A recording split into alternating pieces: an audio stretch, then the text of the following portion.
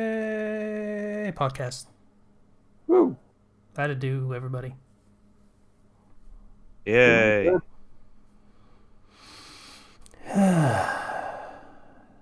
I feel refreshed. Zero, do you feel refreshed after being ill? I mean, I can actually talk now, which is nice. Yeah. That's good.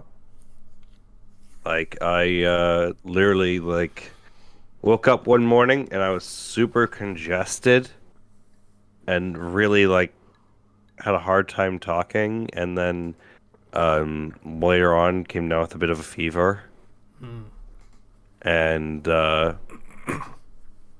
just kind of, it's taken all week to actually be able to talk a bit normally, and even then I'm still a bit congested. Hmm. Which is tough considering I had to substitute teach multiple times this week. Oh, Hmm. that's One not time great. with kindergartners, and I can't really raise my voice. Hey, you kids, stop that. And then the other time was going between the second grade class I normally student teach in, and then a third grade class, so half and half. Hmm. It's been a very busy week with all of that happening, and then also on Friday was the Day of Awesomeness Uh, um, hmm. at the school. Oh, okay. So basically, the school had a fundraiser early on, and to celebrate, the fundraiser being complete, they have this group come out and they set up a bunch of bounce houses and activities and stuff out on the grass field outside the school, and all the kids can go, and every class gets like an hour to just do whatever the heck they want. Which, Man, that's a weird thing to have in September. yeah, but it was a day of awesomeness. The kids were super excited and they got super exhausted, and there was also like a really long line for some of these things Hmm. because it wasn't just one class at a time; it was multiple classes going at a time. It would still taking turns and sending out Hmm. squadrons of classrooms to each get their hour of the day of awesomeness. Hmm. Um, so Friday was just fairly easy, and it was very long though. Hmm. But yeah, issues of being ill aside, when I can't really talk very well, rather than being in call with people, I decide to partake in other activities, Like, like watching the TV series of "Don't Hug Me, I'm Scared." I don't actually know what that is. Blue. So "Don't Hug Me, I'm Scared" was a series of YouTube videos, that were all the characters are puppets like you would see on like Sesame Street. Hmm. Um, but and each sort of episode, a teacher comes and starts singing to them about a particular topic, like time, and then in comes the existential horror, or just straight up horror. Um, and usually it ends with everything either not going back to normal, going back to normal, but there's usually a lesson of yes, no, time is creeping over and we are all slowly dying and we have to deal with that and we have to come to terms with that, you know, stuff like that. But Interesting. really cool, a series that's really cool for its lore, basically. It's kind of like a horror series that takes on the appearance of a children's show. Hmm. Well, that YouTube series was so big and so famous, it got its own TV series, which you can find all 6 episodes on YouTube as well. Because that's how I watched it. Because I'm not watching it on TV. Why do I ever watch TV? Um, and It is really good. I am chomping at the bit for information and for lore and for world building because it is just very excellently written and also strangely just very funny at times as well. Hmm.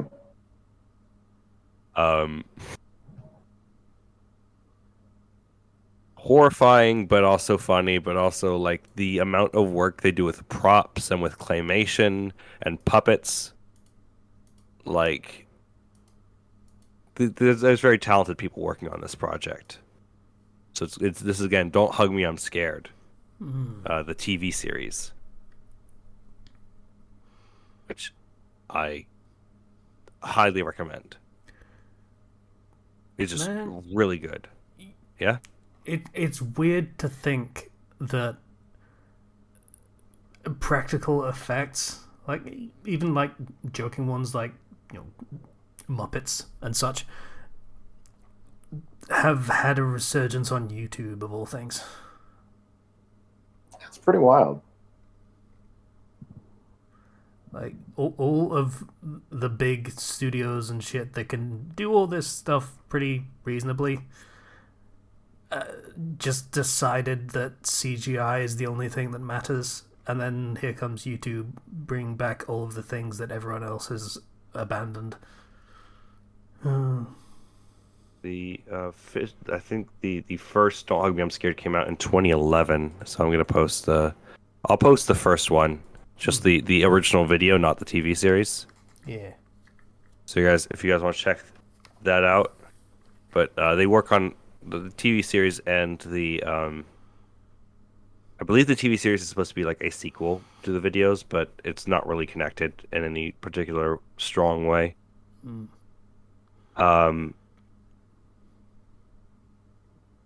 But yeah, like you were saying, practical effects. It's nice to see them come back, and like there is so little actual like so little CG, and if there is CG, I can't really tell most of the time because they get a lot out of practical effects and stop motion and other things that it's just really cool. You know, the annoying orange is still going. Yeah. I don't want to think about that. Yeah. I don't.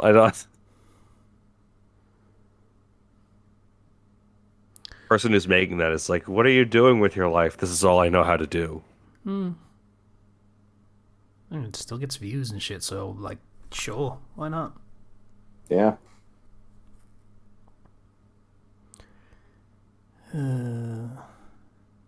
So, on top of that, I also bought Splatoon 3. Okay, is it good? Are you a squid now? I only know the old memes. I don't know anything about Splatoon. Well, for those who don't know, Splatoon is a series that takes place in a post-apocalypse. That's the best way to put it. Yes. As in the apocalypse happened, humanity got extinct, and this is what's left. Or this is what's next. And the Octo expansion of Splatoon 2 really started to get into the lore of the franchise. The story mode does not disappoint as well in Splatoon 3. Octo expansion being like DLC or the DLC of Splatoon 2, yes. Because the normal story of Splatoon 2 is basically just a repeat of Splatoon 1, except Callie got kidnapped. But the Octo expansion of Splatoon 2 let you play as an Octoling, which are kind of the enemy race of the Inklings. Oh, interesting. Okay. And you basically worked your way through a series of underground trials set by a malevolent AI, which you later learn is a malevolent AI that was made by humans 12,000 years ago.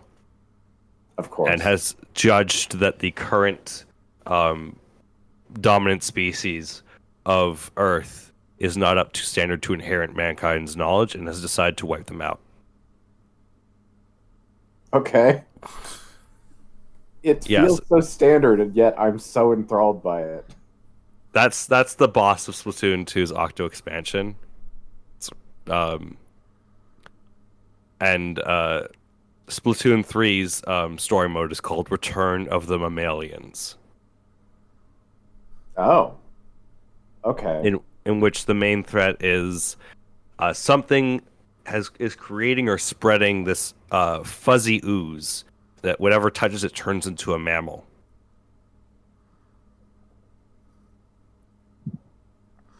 So what you're telling And me is you're not a squid now. if You're you a touch that kid ooze, now. if you touch that ooze, your character just turns into a fuzzball and collapses. Oh, so you're not It's even like humanoid-ish. You're just a fuzz. Yeah, you're a fuzz with arms and legs and like eyes in the fuzz. Oh, okay. So sort of. But all the enemies that you're fighting have fur and hair now. But Splatoon 3's story mode is really good. They have some really cool weapons, like the new Splatana stuff, which is just like a kind of like a car windshield wiper, but it is they wield it like a katana. Okay. I I got it. yeah. I got it. You're not a squid. You're not a kid. You're a cryptid. Yeah, Shit, kind of. that's good. Fuck. That's good. But the story mode actually takes you into another underground place that is tied once again to the extinction of humanity, and gives you some really cool lore stuff, which is really nice. And also the levels are very fun, and you get to use a lot of supers throughout these levels. And I want more of these levels. Give me the DLC already, because they're really fun. I want more levels where I just have infinite super, so I can use like the crab tank over and over again. Because there's a crab tank. Of course there is. There's also like a Spider-Man sort of web swing type thing where you can just, or sorry, like a zip, web zip, where you can kind of zip to points and jump off and zip around for a bit. They're really creative with how they make everything work in the game, and I've been enjoying it a lot. It seems fun, honestly. Even just in concept alone. Like, Because again, the way you win the normal Splatoon match is just ink up as much of the place as possible. You don't have to do one to kill all the enemies. You'll probably have to kill a few to protect yourself, but primarily, if you do a good job inking, you will win. And then there's other game modes as well that they added over the course of Splatoon 2's development, like tower control and Rainmaker, splat zones, which is basically kind of like a King of the Hill type thing. And all sorts of, and like the clamshell blitz, where you have to collect like 8 clamshells throughout the map, and if you get killed, you drop them all, and you have to take those clamshells and break the opponent's baskets, so you can then toss clams in and score points. Plus, Salmon Run, which is the PvE co-op, which is basically kind of like the zombies version of the game mode, where you are basically assaulted by on all sides by enemies called salmonids, which are like weird distorted salmon buddies that all have like boss monster forms. There's 11 different varieties of boss monsters, and you have to frequently kill those to get power eggs so that you can meet your quota, because you're basically employed for is the particular lore for this game mode. Meet your quota, get your power eggs, kill the bosses. Oh, that sounds way less cool now you say it like that. But Meet your quota. You know, score But points there's also sounds nicer. yeah, but you're scoring points basically by throwing the power eggs into the basket, and fighting off a horde of enemies working together as a team of four. And that mode used to be restricted in Splatoon 2 to being only a couple of hours every day. But in Splatoon 3, you can play that whenever you want, and it gives a ton of rewards. Good. It should be like that. I don't know why they time locked a game mode. Yeah, and every day they change the map that you're on, so you're never on. So you can constantly change maps, and you can play entirely with friends and still get all the rewards and stuff. So if you just want to group up with some buddies and play, you can totally do that. You can actually queue with friends in the just online with a full team of four if you wish. As for why they would time lock it, I assume it was as or more rewarding into so like progression systems. Hey, we don't want you to unlock everything because then you will have less incentive to play. Yeah, that's fair. I get that. They were also with it before. It was very much in a sort of experimental phase because they were trying to just see what the reception was to it and fine tune it. And as it is now, it is really good. But also, I think on Sunday specifically, they make it so that rather than everybody gets a weapon from a pool of 4 weapons, it's completely random what weapon you will get, which makes the game much harder because if you don't have somebody who has an automatic weapon or a weapon that can attack a lot at close range, like I had a case where like 3 people had essentially sniper rifles, which need to charge up before they fire, we died super quick. Yeah, no, it makes sense. That's rough. RNG is brutal sometimes. But normally it's not like that. It's just like once a day per week of just like, hey, here's some chaos, which I kind of appreciate because it lets you get access to some really powerful weapons that you would normally get to use in that mode. But double-edged sword. So yeah, they added a card game mode as well. They added a full card game where you can get cards and then build a deck of 15 cards, and each card has a certain like formation, and your goal is to try to essentially, they call it table turf, where you try to cover as much of the area of the board as possible with your own tiles, and each card has a set number of tiles in a formation that it has. So that's really fun.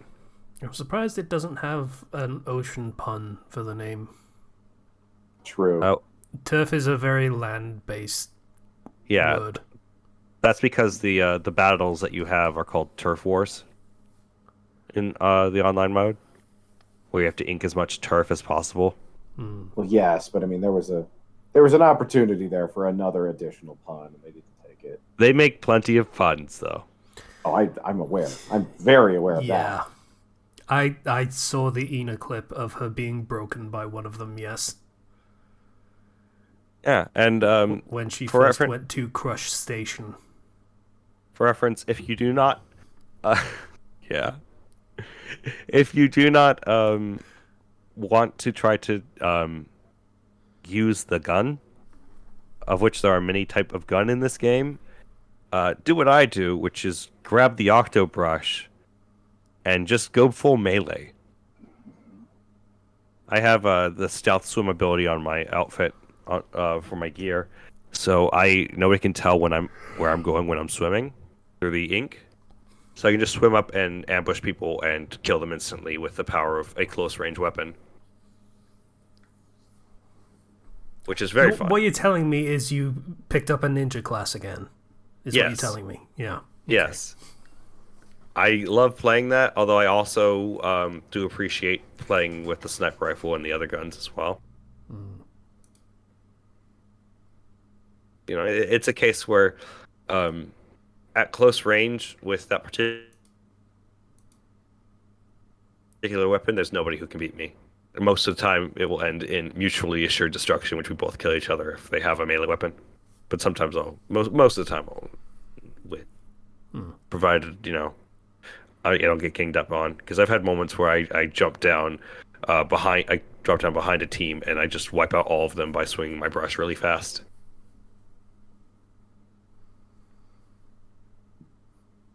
So So you just run in with a shotgun, basically. yeah, basically. And the game provides the tools for you to create a build that works very well with running in with that shotgun. So you can fine tune your shotgun build if you wish, or if you want to use your like grenades and stuff more. There's ways you can build your gear set for that. Because each of your hat, your clothes, and your shoes each have up to 4 abilities that change how you play. Like, so for example, faster walk speed, faster swim speed, resistance to sub weapons, more sub weapon damage, saving ink on your attacks because you got to fill up with ink, or filling up on ink faster, stuff like that.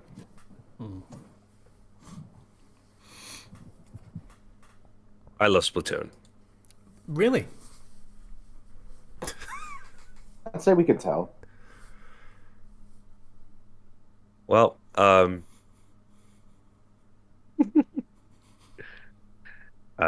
is to say, Splatoon 3 is a very nice improvement on everything that Splatoon 2 did. A meaningful iteration. Yes, it is a meaningful iteration. The only issue is that I have seen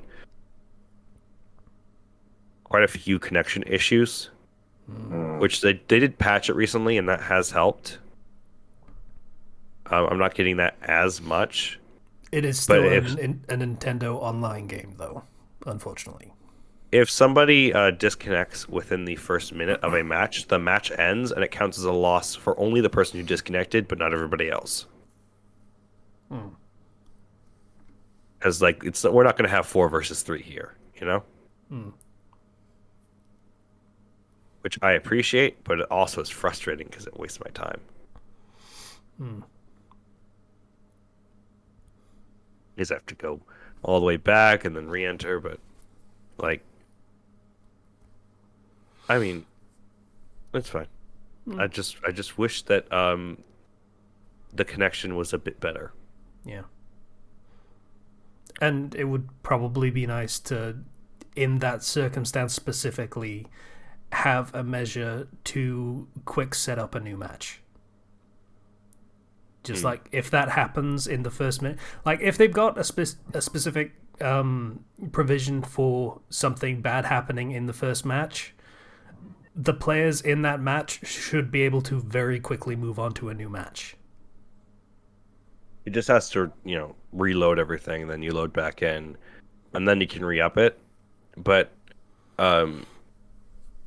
the thing that bothers me is if for whatever reason you put the game to sleep mode and are disconnected from online, you can only reconnect to online by going back into the lobby area of Splatsville, which is kind of the overworld area where you go to get stuff. So I have to always just go back to the lobby instead of it just automatically reconnecting. Yeah. And the store people will not talk to me if the game is offline. Yeah. Because so, better than the usual Nintendo Online jank, but still it's got some things. It's getting better at least, it sounds like, so that's good. Yeah, honestly, although it is a issue, I played for several hours the other day with a friend, and we only had 2 or 3 disconnects. So that's fine, Yeah. It's much better than fighting games, which have a lot more disconnects. Sad but true. The thing is, just I hate it when people rage quit in the first minute of the match, because I can tell sometimes, you're just losing immediately, so you rage quit, and then it causes everybody else to just stop. Mm-hmm.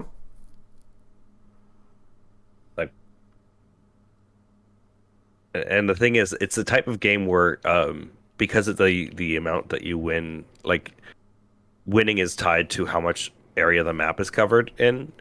it is entirely possible to have the first 2 minutes of the match go poorly, and then the last minute you come back and you basically just slaughter everybody and pull completely around.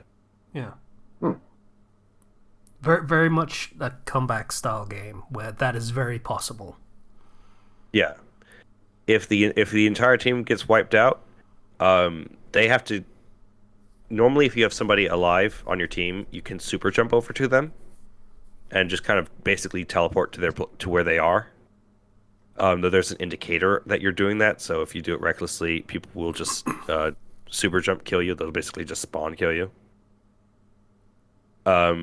But if you wipe out the enemy team, they can't do that and jump to each other, so they have to go all the way back to their base and run over manually to you. So that gives you enough time to cover the entire map as much as you can and possibly win.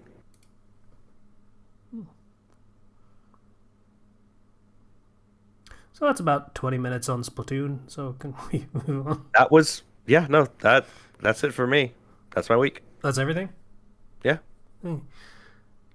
I had a week off, which was nice. What'd you do? Well, very quickly, before I say that, right before my week off started, I posted the first chapter of my first original story, so that's cool. Oh, very nice. Where can I read it? QQ, same as usual. Got it. Is that like your default posting location? The one we feel Pretty most much. attached to? Fair. Like, I mean, I think I've talked pretty extensively about how I started posting on FFnet again, and I have memories of that site being a hog box. It is no longer. Holy shit. But, yeah. So that was interesting. It was a poor time to do so, considering I was going to take a week off, and I have a bi-weekly posting schedule. So that's first chapter of a new story. 3-week wait for the second. That's not great. I suppose. Oh well. Builds up anticipation. Sure. Let's go with that. Then I bought 2 games because I very much wanted to play some video games for my week off, and it seemed like a good fun idea. One of those games was specifically because I watched a certain anime that was very, very good. Was it Cyberpunk? Actually, let's be perfectly fair. I watched it because I don't know much about the genre that the commissioner wants me to write about. So, I watched Cyberpunk Edgerunners. I have had that song stuck in my head for approximately 7 days. It won't go away, and I start belting it out at random. And considering I have been awake between the hours of 6 p.m. and 6 a.m., that's probably not that great for my neighbors. I am a little bit annoyed with you, yeah? You can't stay at my house, shut the fuck up. Yeah. No. It's a good show, though. It's a very good show. That's good. I very much recommend it.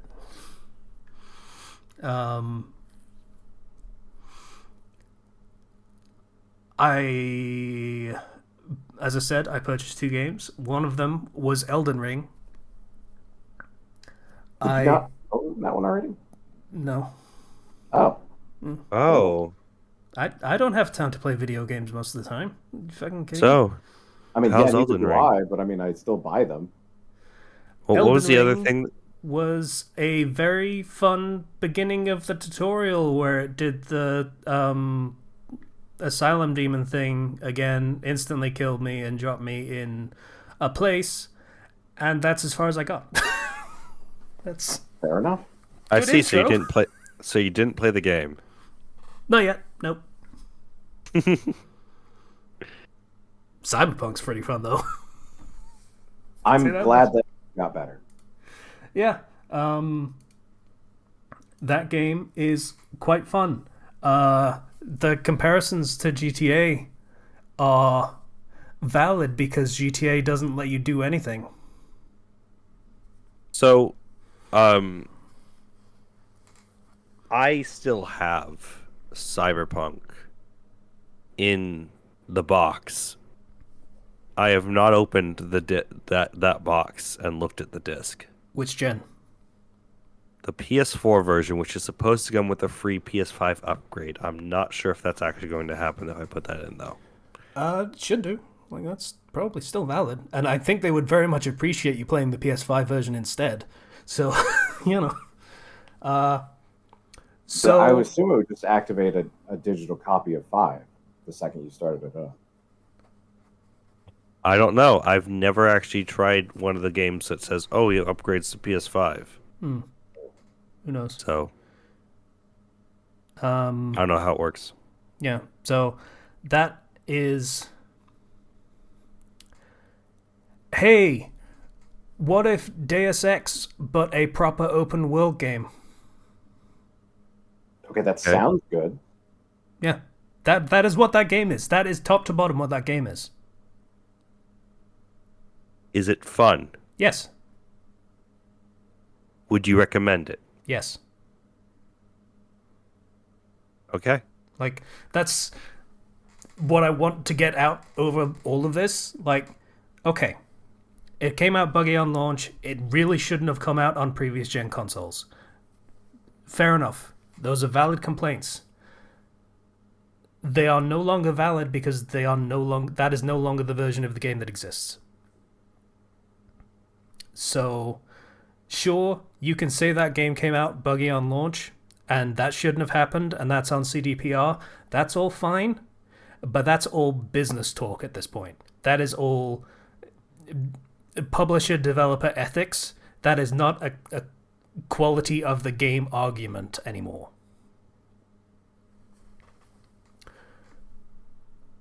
That is fair. I have had... To my notice, I have had one minor glitch where a character's animation was a bit wonky for sitting in a chair.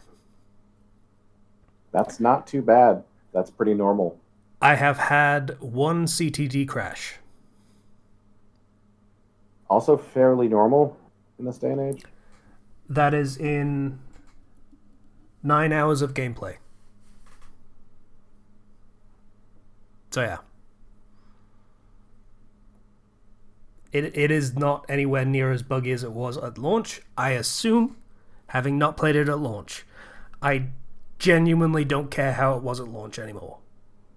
Like I say, that is not an argument for the quality of the game that exists now. The game that exists now is a pretty stable game. Like I say, one CTD, it happens. That is basically everything I want. It's a cyberpunk setting. Deus Ex is one of my favorite games. That was also a cyberpunk setting. Very different in tone, very different in intent, very different in storytelling method. But still very much in the same oeuvre. So, it's a lot of things that I really, really enjoy. On top of that, I was going to say something I was lost in my brain. Stylistically, it is... You remember The Outer Worlds? That game from Obsidian? Yeah. Where it was basically touching on all of the same themes of dystopia from corporate greed and everyone fucking everyone over and work hours is shit and everyone's basically slaves. I played that game. I didn't feel like they landed a single punch.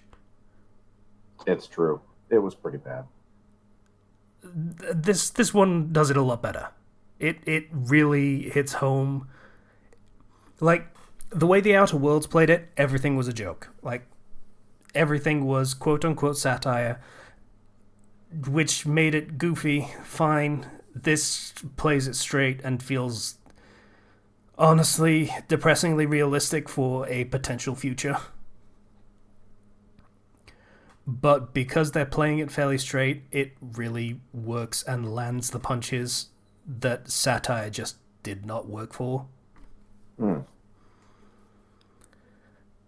Like, as one particular example, I haven't actually gotten that far into it for 9 hours of gameplay. Like, I'm still pretty much in the prologue, but while I was in a lift, an elevator, Americans, there was a radio or TV broadcast playing, and it was talking about the top 5 companies in Night City to work for.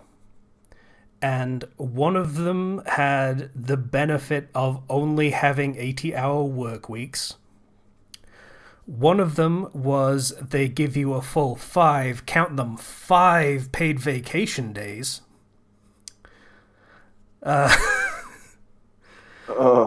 So you're starting to get the idea, maybe, of why it's landing punches a lot better. I feel bad hearing that. Because that's world building. That's not a joke. That's not played as a joke. It's funny in a sad way, but no, that's really what it is, and they're not trying to make fun of it. That is very much a this is what this could be. Whereas The Outer Worlds never felt like a possibility because it was so outlandish. That's what I would say the difference is. It played it way too funny. It was too lighthearted for the setting. Outer Worlds, I mean. So yeah, I have had quite a bit of fun with it. People have said they had problems. I remember one thing was someone having problems with the side objectives of just not being interesting or content rich. I kind of disagree. Because I've done a few side objectives. Like, there's a very early thing, which is like, hey, you go to a doctor to get some, to get chipped, I guess, to get chromed up, as the game calls it. And he's like, hey, I got this really cool stuff for you. Your character says, I can't really afford it. And he's like, all right, I'll do it up front, but just make sure they pay me back. And I'm like, wow, this guy's really cool. I am going to do some side stuff so I can pay him back before the shit hits the fan. Like, yeah. So that's what I did. Sorry? Definitely seems like a setting where that's not normal. It's not, People and they aren't make nice very like clear that this character is just seems to have his own thing going. He's not really ambitious, he's just doing what he likes doing. And I'm like, yeah, okay, I'm going to do right by this guy. So I do side objectives for a while, and just driving around the map, and you see random encounters, basically, a crime in progress. And for as gameplay basic they're basically like 3-4 enemies, usually most of the time. So you can just deal with them however you feel like, and gather evidence of the crime that took place. And that's the beginning and end of it. They're actually pretty decent world building for the setting, for as limited as they are, because the evidence is usually text logs. And it gave me some insight into one of the gangs. I can't remember what it's called, but it was the Japanese gang. And 2 of them were basically messages talking about this one guy, Jotaro, who is a leader of the gang. Yes, Jotaro.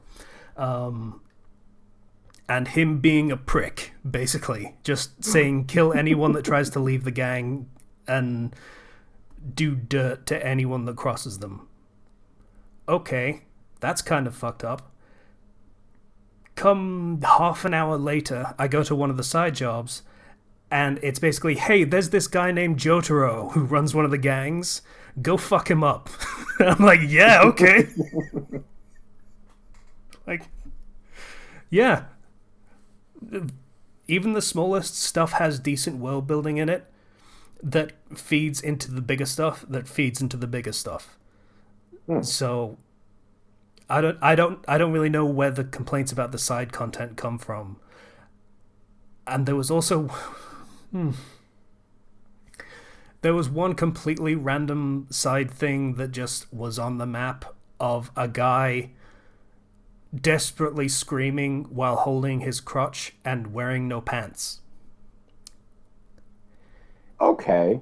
He got a cyber modification on his junk, and it was out of warranty and a product that was recalled because it did bad things. And the job is basically just to drive him to a clinic so he can get it fixed. While he screams in your passenger seat, and there is like a crossing of like preschool or something just crossing the street in the direction you need to go. He's just like, run them down, run them down. Okay. It's really good shit. So good. Oh, now I regret that I don't have a PS5. I only have a PS4, so I can't really play like the good version of the game. Yeah. So I've had a lot of fun with it so far. I have yet to, like I say, I'm still in the prologue. The shit has not hit the fan. I have not met Keanu Reeves yet. But oh, really? Yeah. The advertisement material made that seem like you meet him immediately. There has been a car waiting for me in a certain location with a driver who holds the door open for you. I have not gotten into that vehicle. I have driven past it several times and ignored it completely. Ah. Yeah. That is like one of the first missions that you can do. But it is also the point where a section of the map opens up and you can start doing other stuff.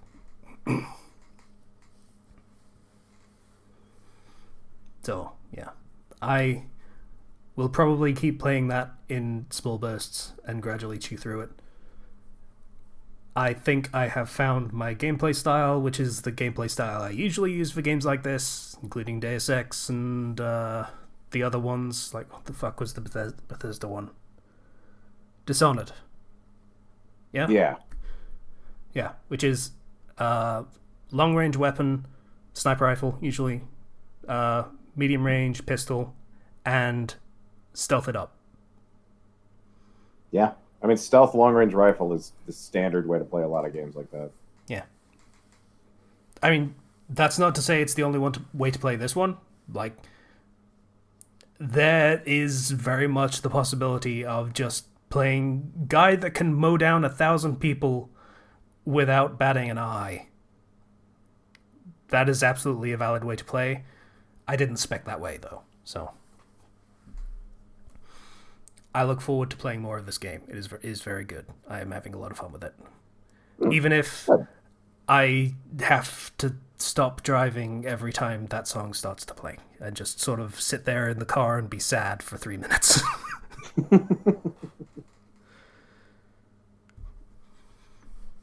I haven't seen the anime, so I assume someone dies to a song. It's the cyberpunk setting. Bad endings are pretty much how it goes. Ah, fair enough. You should watch the anime, by the way.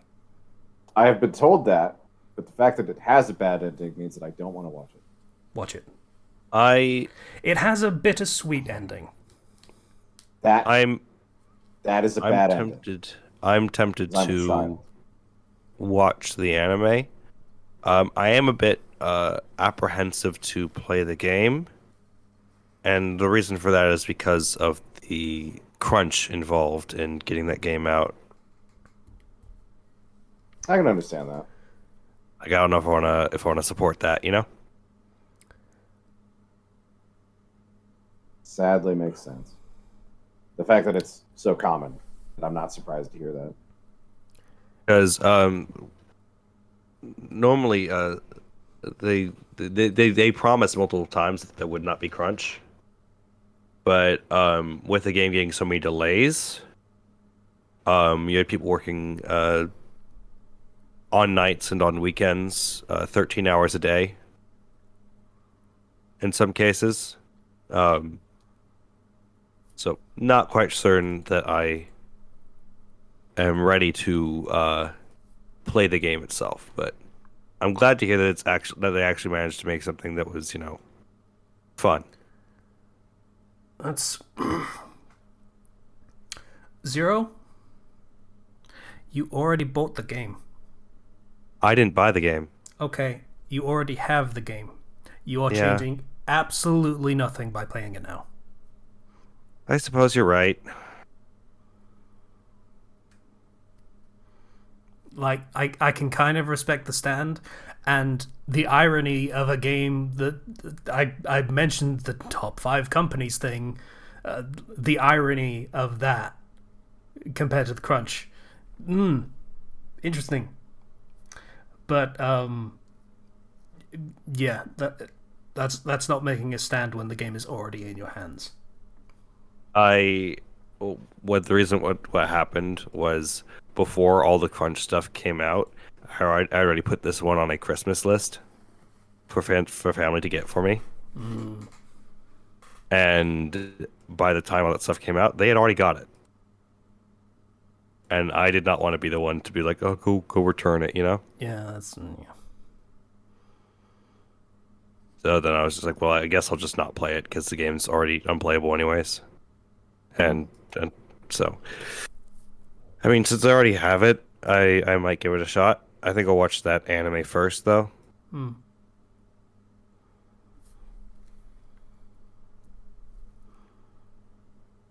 Yeah.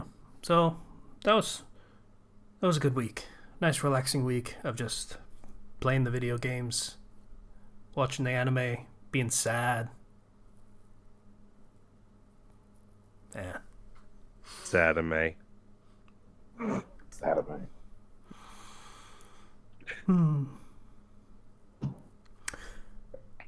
That's pretty much it for me, though. I think. I'm trying to. Did I? That do was anything like 30 minutes about cyber. No, I'm kidding.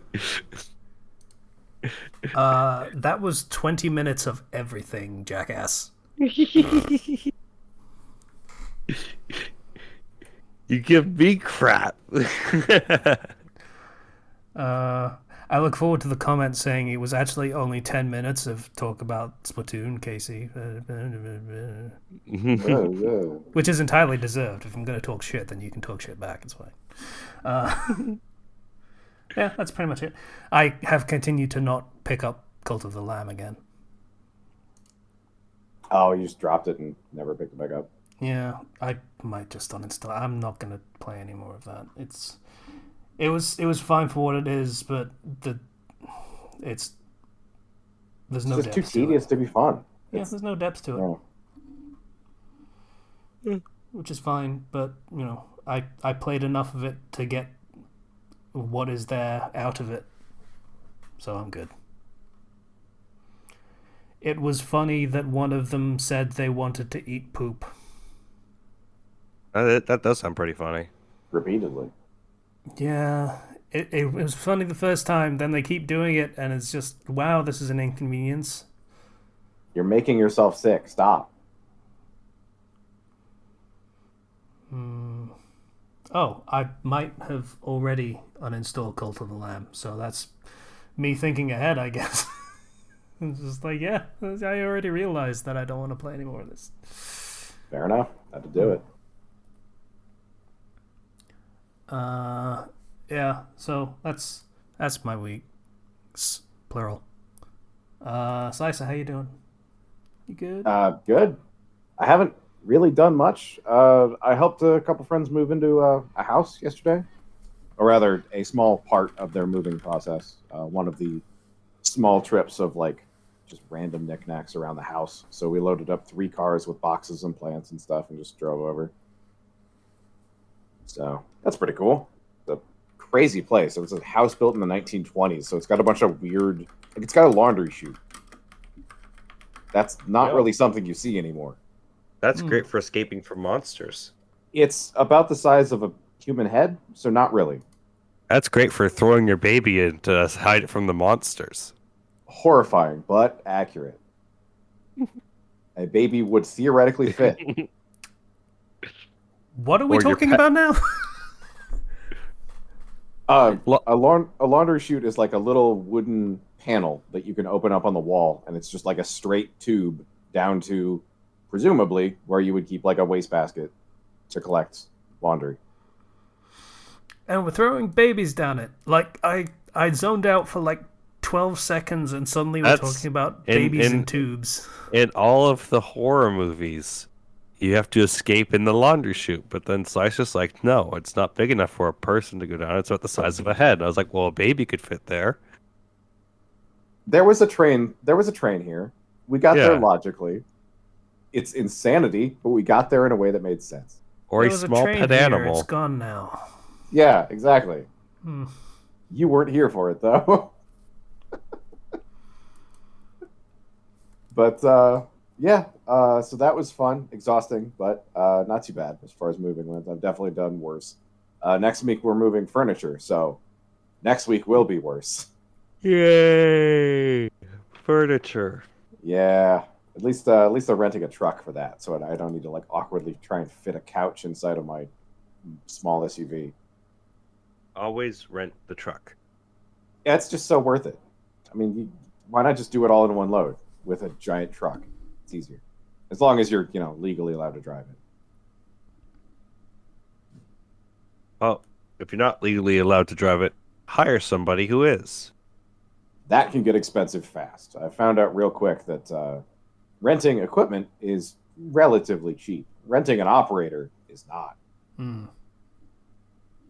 It's okay. You'll buy him dinner later.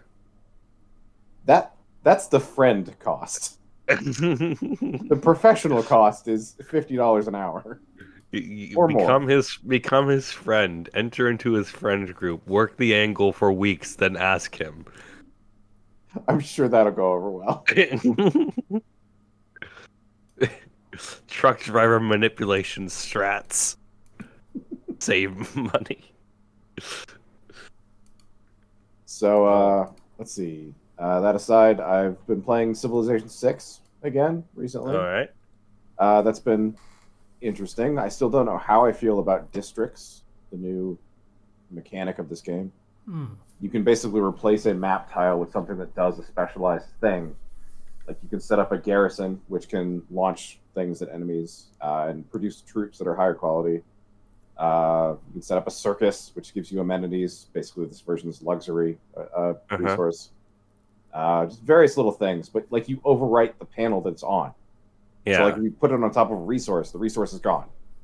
Hmm. So yeah, I usually play games that have abundant resources because why not? And yeah, so it kind of conflicts with my usual play style. Hmm. Yeah, Also, they've got limitations on where you can put them on the map, which makes it even more complicated. Yeah, I have not gone to play Civ 6, but I am familiar with the series. I played the console stripped down version that was fine. Very basic. But, I played 5, which was Yeah. fine. I have 5. I have strategy games are not really my thing. Let's just put it there. I am dumb. fair. I'm not good at them. So that's not really my thing at all. Don who's in our Discord server is a huge fan of the Civ games, well Civ 5 specifically. So me and her will play Civ 5, and I'm just like, I'm just gonna build a little kingdom over here. I'm not going to attack you or do anything. You just go not so crazy with whatever you're doing. Just protect me. Leave me alone. I want to do. I want to make my little things. Yeah. I want to stack up my blocks. I'll give you trade routes to every one of your cities. Just leave me alone. Just let me just stack my blocks. A Civ game with no end game. I keep saying that, and I'm sure it exists somewhere, but I've never heard of it. I mean, the earlier be a Civ mod. games didn't really have, like the modern ones have like Space Station or travel to Alpha Centauri, so that's the end game. Yeah. But yeah, At which point you start the Alpha Centauri game. yeah. Wait, was that like a special mode or a scenario that you could play? No, Alpha Centauri was just a game Oh, made in the fair same. enough. I'm pretty sure. Yeah, they made I a wouldn't doubt space it. version of Civ called Alpha Yeah, Centauri. I played five like right after it came out, and then stopped playing it before any DLC came out. So I don't actually have a lot of experience with any of the DLC for it. Yeah, Sid Meier's Alpha Centauri. Sweet. Yeah. Spiritual sequel to Civilization, set in sci-fi setting, released 1999. Didn't really take off, but Oh damn. so that would be about Civ 3 time, I think. Something like that. So yeah, doing that. I've been reading a little bit in some of my spare time. I don't know if I talked about it. A friend of mine suggested a series called Everybody Loves Large Chests. That might have been Zero.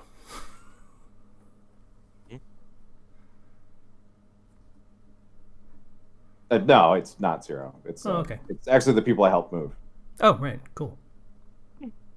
But yeah, it's a very good book series. I would fully recommend checking it out. I cannot reveal anything without spoiling it.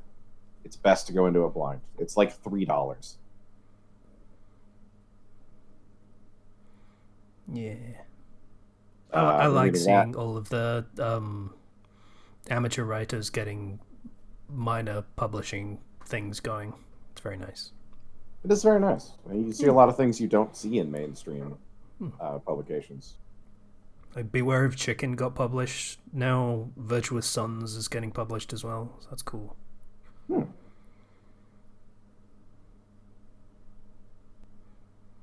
Let's see.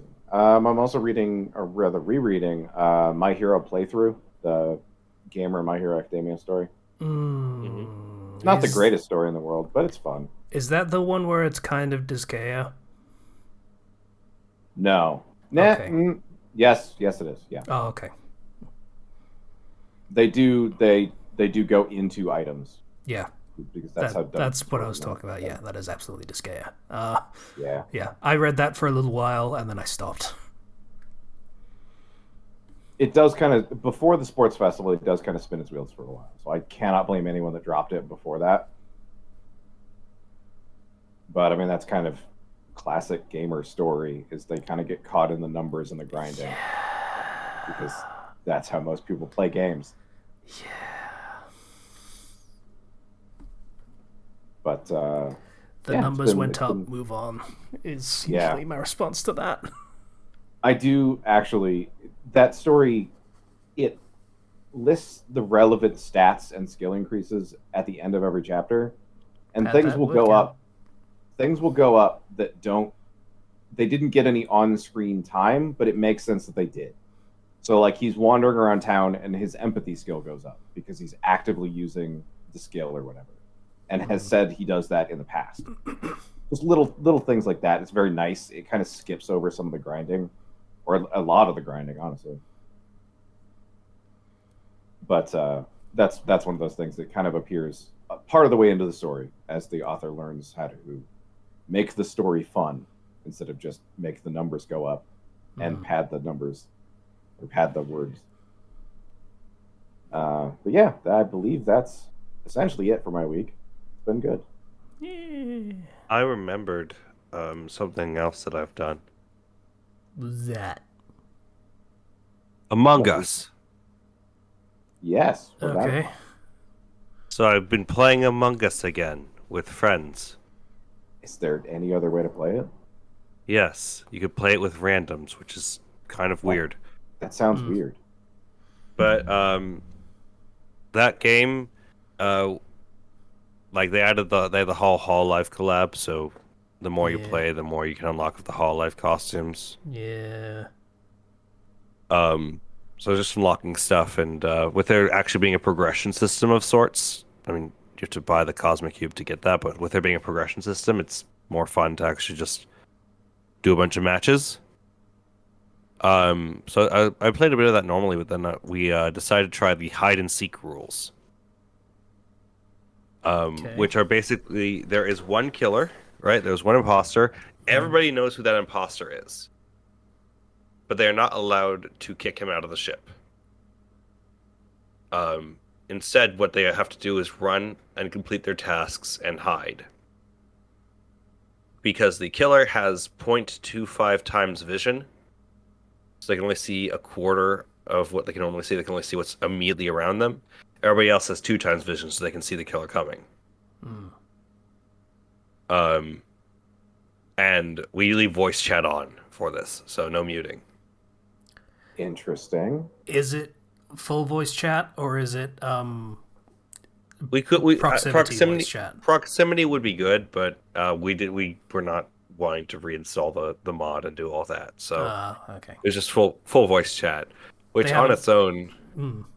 I would hope that they would just include that as a feature at some point. Me too. That would actually be much better.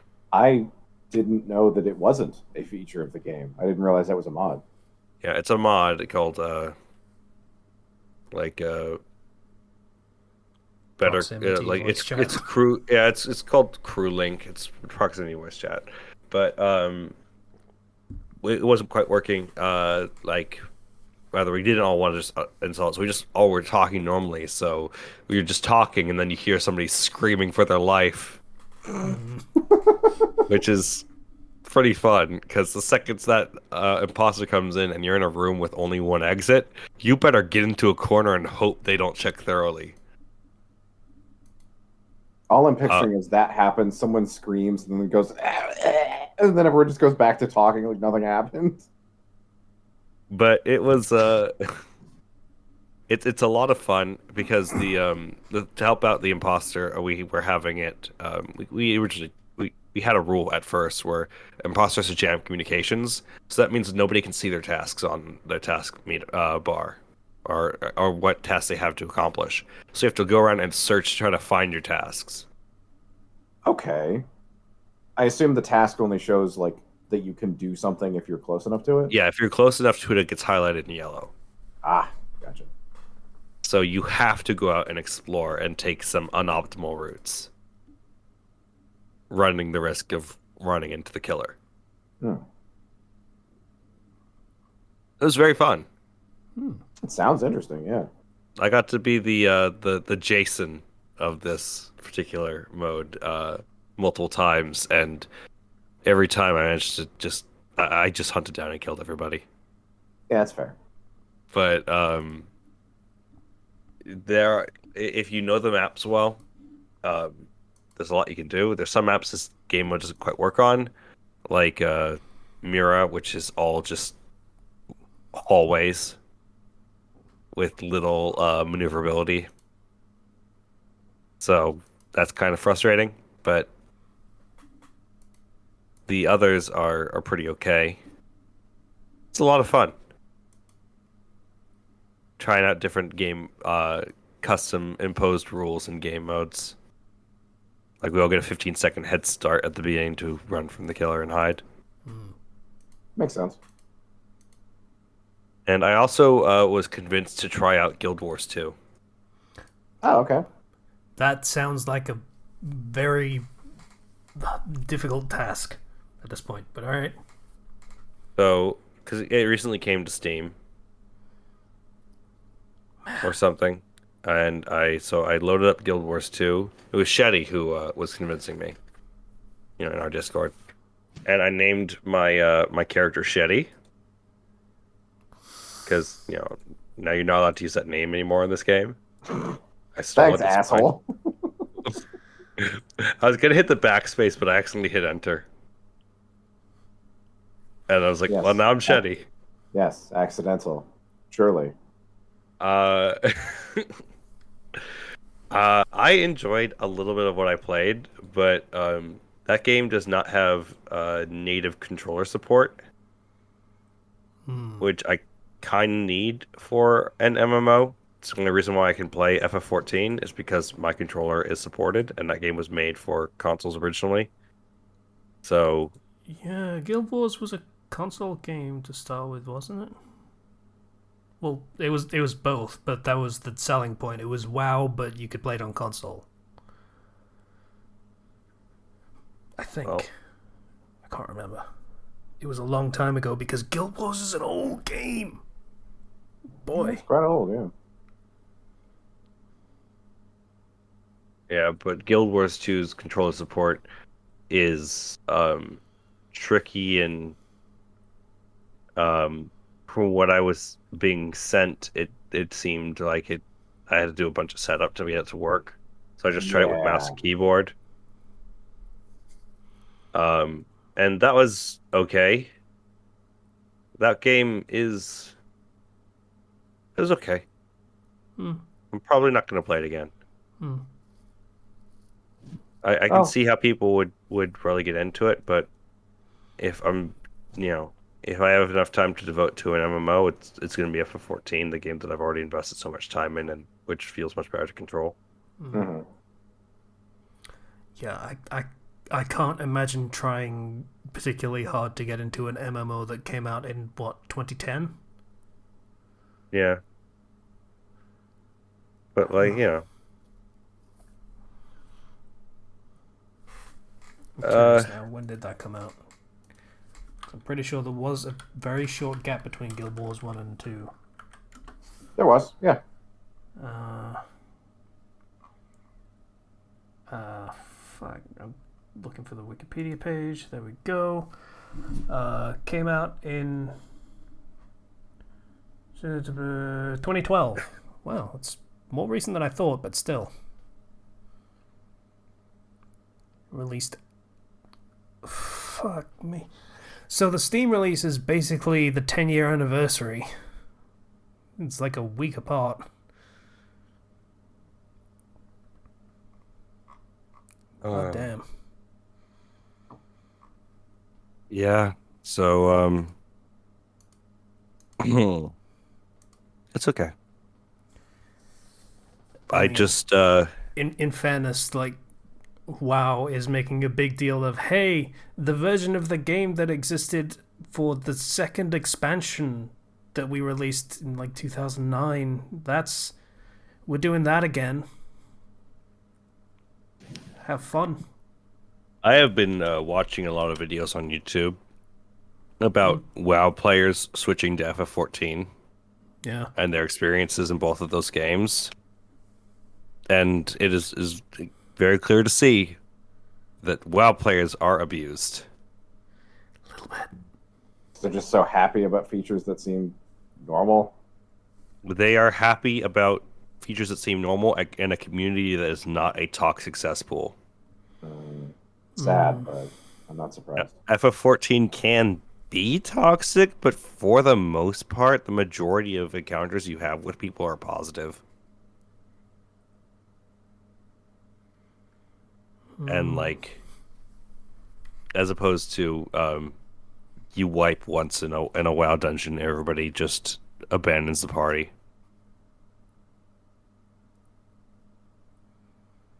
So, what is it, Casey? No, I'm just at the misery that is WoW. Yeah, in general.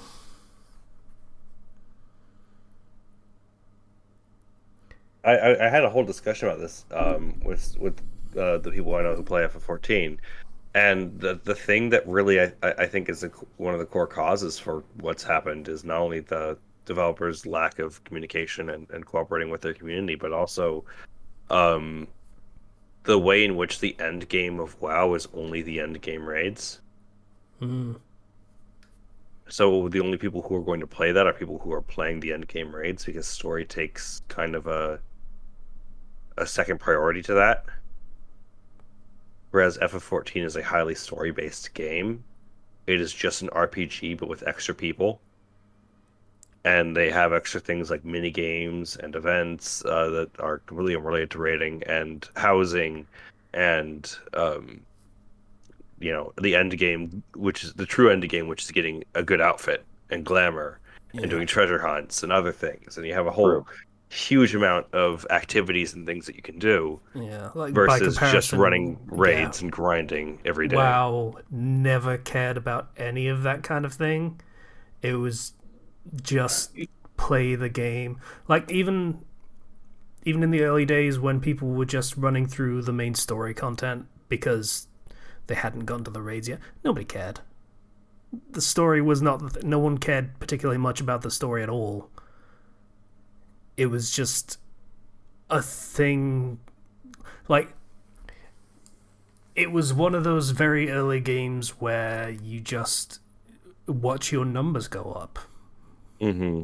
That, like we talked about for game stories, it's just what that was. The story existed, but it wasn't that engaging, and so no one really got invested in it. So all there was the gameplay, and the gameplay, well, for the time, it was very, very good. It was very polished again for the time. Mm. And that attitude just carried on through everything. Like, okay, Burning Crusade, first expansion, adds a new race and stuff, and they look cool. Alright, how do they play? Wrath of the Lich King, cool. Some new endgame content, new raids, cool. Who's this Lich King guy? Nobody cares. Let's just fight him. Cool boss fight. It just got perpetually more nonsense on top of that. Like, Yeah. they added aliens at one point, and then an April Fool's joke of a new panda race became no longer an April Fool's joke because fuck it, people like it. I Yeah. didn't realize the Pandarian started as an April Fool's thing. Yeah. Huh. So yeah. Not quite the same attitude towards the setting. Yeah, because literally every side mode, everything that happens that you can do in FF14 is justified by story and world building. Like, I feel like that's what they're trying to bring back now in WoW far too late. Like, there's that one female elf or human something character who had like a betrayal arc or something, and they did that big cinematic trailer of her joining the Horde or something. And okay, like, I feel like that is coming far too late. No one actually cares. Yeah. Some people care. I shouldn't say that. There's always some people who care. There are always some people who get really, really invested. Most of the WoW community are not particularly invested in the story of that game. It is just a thing that they do for the sake of getting to the new endgame content, because that's all they care about now.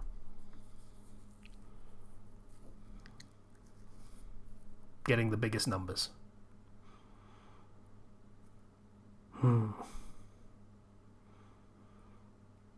So maybe trying to pivot towards what Final Fantasy XIV was doing, and it being far, far too late for that. Yeah, no. FF14 was built with story as the main focus from the ground up. Even most of your actions that you can do as your job are justified by story.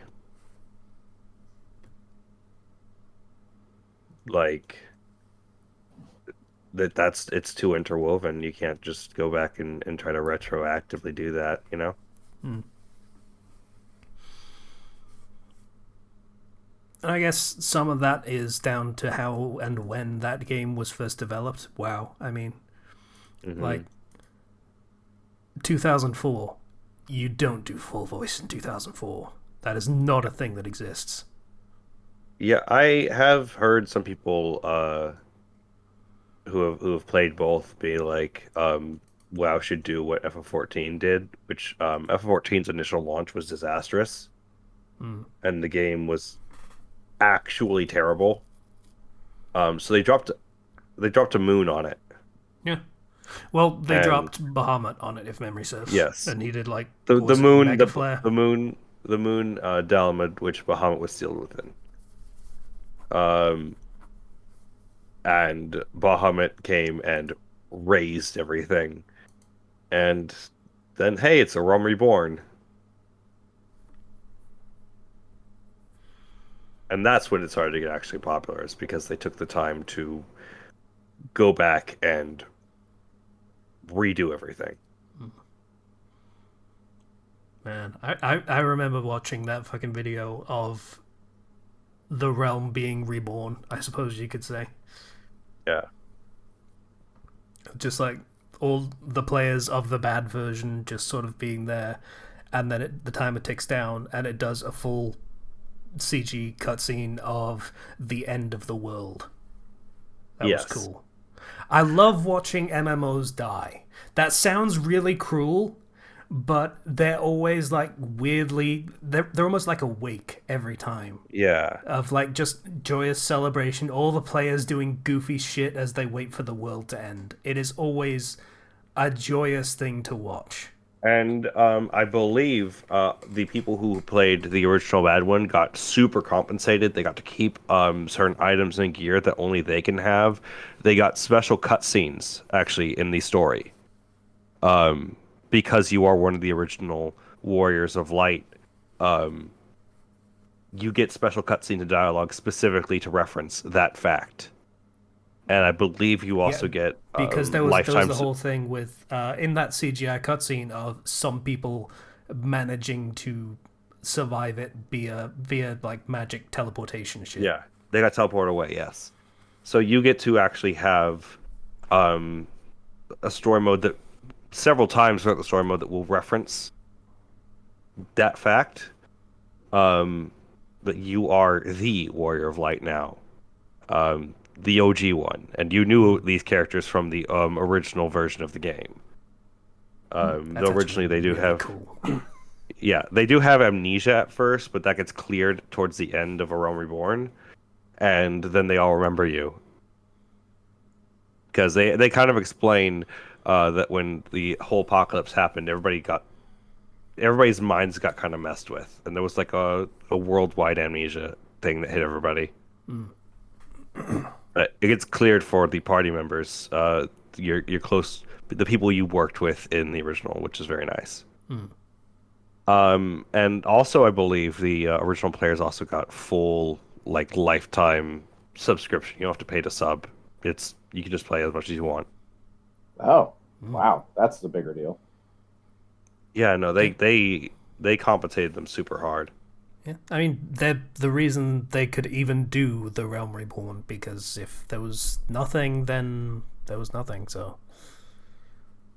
Yeah. Man. I'm not going to play 14. You don't have to. I feel like that needs to be stated again. Like, it is a very cool thing, and I am glad it is very cool and people are enjoying it a lot. I am glad you enjoyed it a lot, Zero. There was some stuff I really liked it when I played it for that very short time. I'm not going to go back. Okay. If you ever decide, though, just let me know.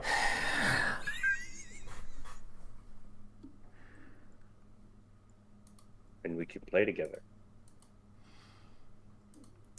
Anyway, anything else for anyone? So I see you got anything else? Not really. Yeah. I think we're winding down. Okay. So, I now get to play more Cyberpunk, so I'm pretty happy about that. Fair enough. Right. That is going to be the end of my last day off, and then I'm back to work. Yay. Yay. Any road. Patreon hasn't gone through yet. I've been charged. As far as I'm aware, we haven't got the full rundown yet. Right? What was that? We haven't gotten the full rundown from Patreon yet, right? We have not. Okay, yeah, just making sure. So that's next week. So thanks for listening, everybody. We'll be back hopefully next week. Stuff happens. Links to Discord in the description and Patreon in the description if you like it. Be cool. Hey, yeah. Thanks for listening, everybody. I Catch was you guys later. going to say what number this was, but I don't remember. Patient's going to be mad at me. Well, That's not true. Patient isn't mad at me anymore. He's just disappointed. Perpetually. That sounds more accurate. Yeah. But, Well, bye.